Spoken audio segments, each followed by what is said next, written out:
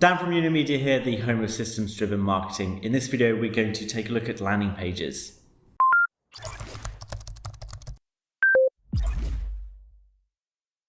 If you've got any questions, just drop a comment below. So let's get started.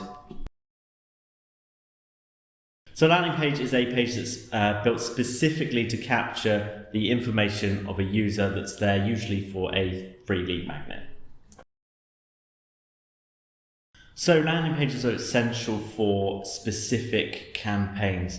They are great for higher conversion rates. These people are here for a specific reason. They are interested in your lead magnet and they want to get hold of it in exchange for their details.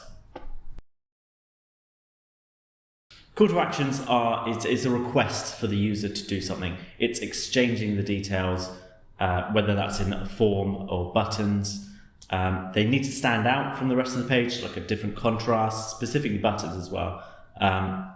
If you've got a white background with an orange button, it looks more attractive, more appealing. They should be going there. Forms should be kept nice and short to not lose interest. You don't want them to lose interest or scare them either. So conversion tracking is it's monitoring how people are using your ads or filling in a form, clicking a specific button.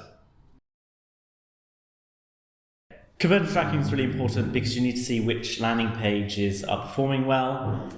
With that information, you can then optimize your pages to optimize your marketing spend. You want to make sure that your landing pages, your call to actions, so your forms, are linking to different systems. For example, once someone puts in the information into a form, it's a good idea to get them into a CRM so you can track your leads. They are on lead now, so that's great for your admin team.